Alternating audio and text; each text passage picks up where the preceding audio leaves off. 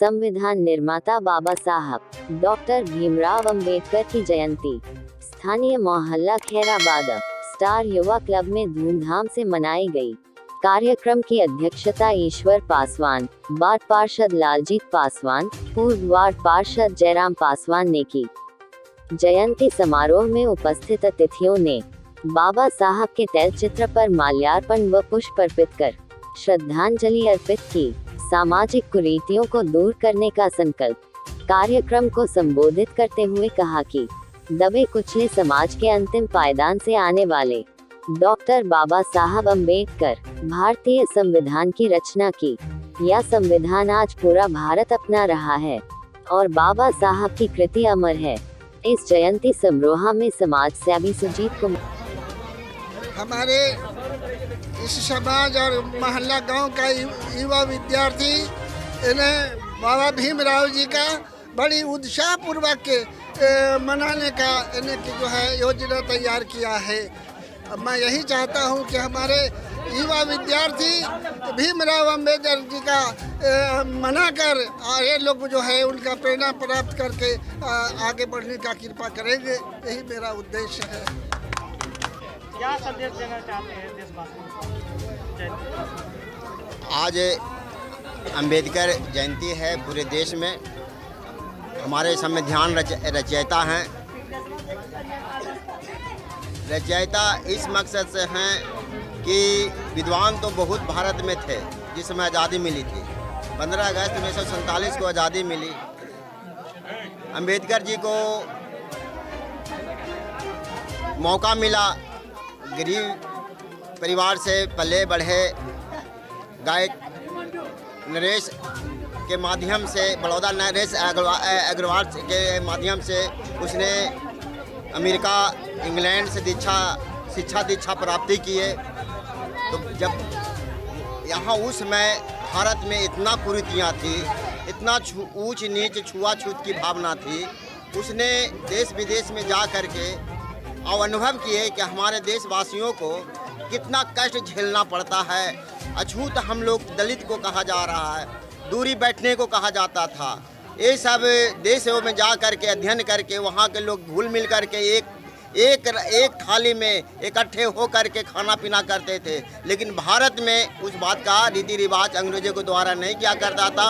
उस बात से बहुत दुख उनको हुआ करता था। इसलिए जब वहाँ से पढ़ के आए, आज़ादी मिली, तो इनको सभी लोग जैसे सरदार वल्लभ भाई पटेल, नेहरू जी, राजेंद्र प्रसाद और जितने भी विद्वान लोग थे, तो इन्हीं को कहा गया है कि आप लोग देश विदेश में घूमें, इसलिए कानून आपको ही लिखना होगा। लेकिन इसने उन लोग को बातों मान करके इसने लिखने के काम किए, करना शुरू किए। तो इसी दरमियान में जब कुछ दिन संविधान लिखने के वक्त में इनका जो पेपर थी उसको जलन की भावना से चुराने के भी काम किया और कहा कि कितना इनके पास ज्ञान है, विद्वता है, इनके साथ परीक्षा भी लिया गया। जब कुछ दिनों के बाद फिर वो कॉपियाँ मिल गई लिखने के द्वारा, फिर कहा कि फिर पुनः लिखने काम कीजिए। तो लिखना शुरू किया और फिर पुनः इनका परीक्षा में हुआ कि कॉपी को मिलान किया जाए, तो हूबहू लिखने के काम किए। उसी समय जितने विद्वान लोग माने इनके ज्ञान से चीत हो गए कि बाबा साहब बहुत बड़ा ज्ञानी है। उसने 2 साल 11 महीना 18 दिन संविधान लिखने में समय व्यतीत किए और लिख करके वह 26 जनवरी 1950 को उन्होंने संविधान को लागू किए और उसी संविधान पर हम लोग अभी तक चल रहे हैं। उसमें ही लिखा गया है कि हम लोग को कैसे वोटिंग देना है, कैसे हम दलित परिवार को ऊंच जगह पर जाना है। अंबेडकर साहब ने सारा चीज़ व्यवस्था उसमें किया और उसी को लेकर आज हम लोग जो भी अगर यहाँ तक हैं तो बाबा साहब का देन है कि हम लोग यहाँ पर पहुँचे हुए हैं। हम लोग बहुत ऊंच जाति के लोगों से मारे हम लोग का पूर्वज ने बहुत कष्ट झेला। लेकिन एक और हिंदू कोड बिल भी उसने कहा, काफ़ी हम लोग उसमें महत्व दिया गया था कि हिंदू कोड बिल को पास कर देने के बाद संसद में पारित हो जाने के बाद में हम लोग को और ऊंचा स्थान मिलता, लेकिन पंडित ये डॉक्टर राजेंद्र बाबू ने उसको बहिष्कार किया और इस कारण से उसने मंत्रिमंडल उसको जानते हैं दलित समाज का बेटा को कानून मंत्री बनाया, कैबिनेट में नहीं, कैबिनेट से हट करके उसको बनाया गया था। इसलिए सारा चीज़ को अध्ययन किए क्योंकि मेरा बात यहाँ नहीं चल रहा है, तो उसने इस्तीफा दे दिया और इस्तीफा कानून मंत्री से इस्तीफा देने के बाद में उसने समझा कि हमारा गाँव समाज में हमारा राजनीतिक में सम्मान नहीं दिया जा रहा है। इसी कारण से बुद्धम शरणम गच्छामि, बुद्ध भगवान के शरण में आकर के अपना शरण लिए और उसके बाद 1956 जब मधुमेह की बीमारी हो गया तो एक पर्यायन पंडित जात की स्त्री ने उसको काफ़ी सेवा की।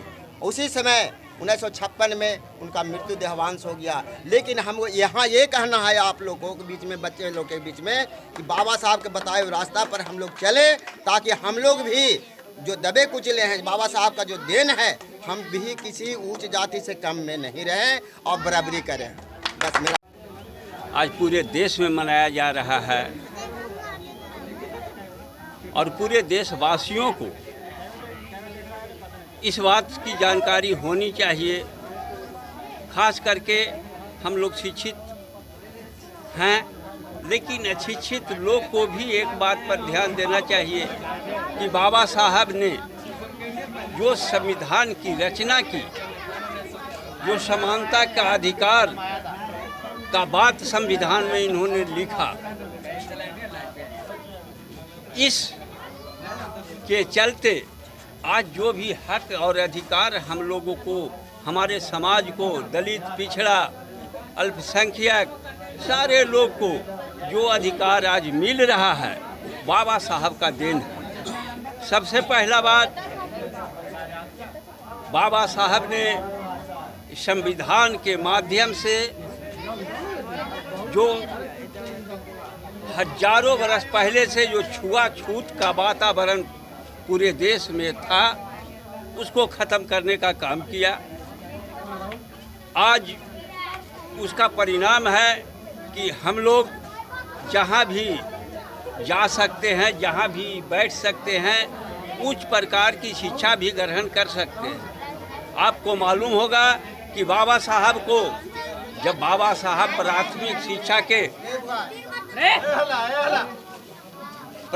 शिक्षा ग्रहण कर रहे थे, तो वहाँ के लोगों ने, शिक्षक और वहाँ के शिक्षार्थी ने भी ऐसा भेदभाव किया कि स्कूल के बाहर रह करके हमारे बाबा साहब ने विद्या अध्ययन किया था।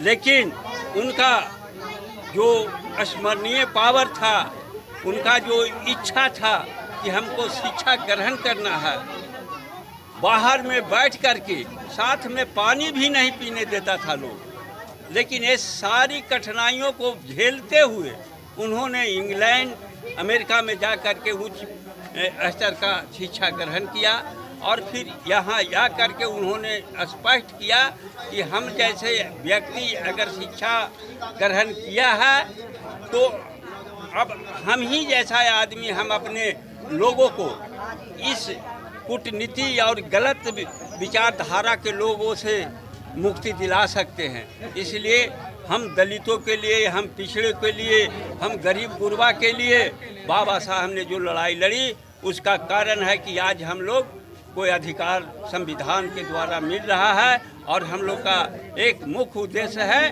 कि बाबा साहब के नक्शे कदम पर हम लोग चलें, अपने बाल बच्चों को शिक्षित करें और शिक्षित करने के उपरांत संघर्ष और हम लोग एक हो करके अपना अधिकार की लड़ाई लड़ सकें। ये बाबा साहब का मूल उद्देश्य था और उसी उद्देश्य के लेकर के हम लोग आज आगे बढ़ने का प्रयत्न कर रहे हैं। आप अपने तरफ से युवाओं को क्या कहना चाहते हैं?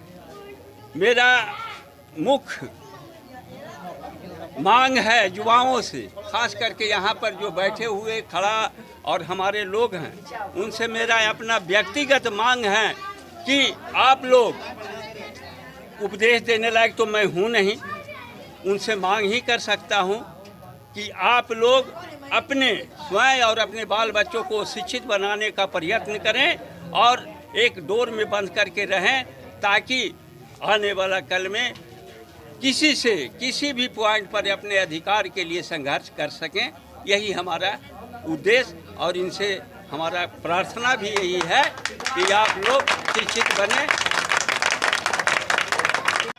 धूमधाम से मनाया जाता है भीम जयंती, जो 131वां जयंती था। हम लोग एक बुजुर्ग से सहारा लेकर मनाते हैं, युवा से सहारा लेकर मनाते हैं, पूरा मोहल्ला एकता होकर मनाते हैं, पूरा दलित एकता होकर मनाते हैं कि हम लोग डॉक्टर भीमराव अम्बेडकर के अनुसार चलना है। हम यही युवा से कहना चाहते हैं, अपने सब भाइयों से कहना चाहते हैं कि सब युवा एक साथ चले। हम हर साल मनाता रहूँगा और मनाऊँगा। जय भीम, जय भारत। अम्बेडकर जी का जन्मदिन है। जन्मदिन पर दिल से मैं उनका नमन करता हूँ। जो आज अम्बेडकर जी का जन्मदिन है, उनके मैं इसलिए बोलना चाहता हूँ कि हमारे समाज को जगाने को काम किए थे वो।